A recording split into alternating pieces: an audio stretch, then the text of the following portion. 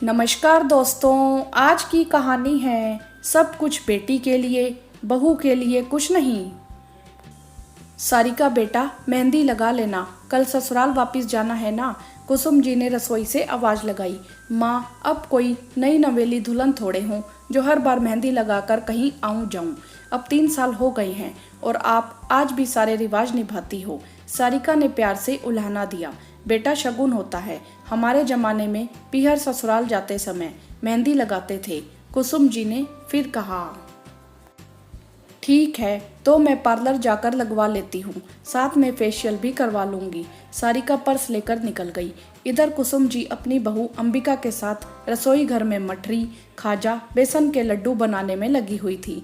सारिका वापस जा रही है तो सब सामान उसके साथ जाएगा। सारिका की शादी को 3 साल हो गए, लेकिन कुसुम जी उसे उतने ही उत्साह से विदा करती हैं। अगली सुबह दामाद जी के साथ बेटी को विदा करते समय कुसुम जी देहरी पूजन, कलश भरना, तिलक लगाने आदि मंगल गीत गाते हुए सारी रस्में निभा रही थी। अंबिका सब देख रही थी।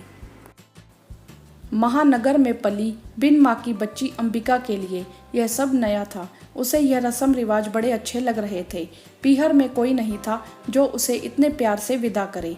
पापा का प्यार था मायके में, पर रिवाज नहीं आते थे उन्हें। सास ने सारिका के साथ फल, मिठाइयाँ और ससुराल वालों के लिए कुछ ना कुछ उपहार भी दिए थे। अंबिका को बहुत अच्छा लगा। कुछ दिन बाद अंबिका पीहर जाने वाली थी और पग फेरे के बाद पहली बार वह पहले से बड़ी उत्साहित थी कि सासू माँ उसके लिए भी यही सब करेंगी। अंबिका इंतजार करती रही, पर सास ने ना तो उसे मेहंदी लगाने को कहा, ना कोई मठरी, खाजा, लड्डू बने। अंबिका थोड़ा उदास हुई, पर कुछ बोली नहीं। अगले दिन रवाना हुई तो सास ने न उसे तिलक लगाया, न देहरी का पूजन करवाया, न कोई मंगल गीत, न उसके साथ फल, न मिठाइयाँ, न छोटे भाई के लिए कोई तोहफा। बस सूखा आशीर्वाद और 500 रुपये हथेली पर रखकर कहा कि वहीं से कुछ मिठाई और तोहफा खरीद लेना। अंबिका की आंखें भर आई, रास्ते भर उदासी बनी रही। रास्ते में उसे उदास देखकर उसके पापा ने उससे पूछा, क्या हो गया बेटा, कोई परेशानी है? कुछ नहीं, अंबिका ने छोटा सा जवाब दिया। कुछ तो हुआ है, मुझे नहीं बताओगी? पापा के जोर देने पर अंबिका ने बताया। पापा, जब दीदी ससुराल गई थी तब मम्मी ने इतने सारे शगुन किए, तोहफे दिए, लेकिन आज मैं विदा हुई तो मम्मी जी ने कुछ भी नहीं किया, और तो और मेरे तिलक भी नहीं लगाया।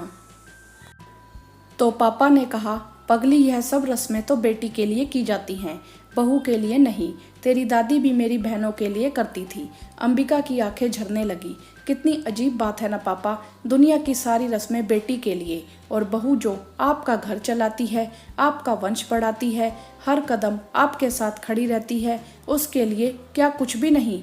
ऐसा ही होता है बेटा। पापा के चेहरे पर दर्द भरी मुस्कान उभर आई। हाँ तो दोस्तों, क्या आप अंबिका की बात से सहमत हैं? आप हमें कमेंट करके ज़रूर बताएं। वीडियो को लाइक करें, शेयर करें और चैनल को सब्सक्राइब भी करें। धन्यवाद।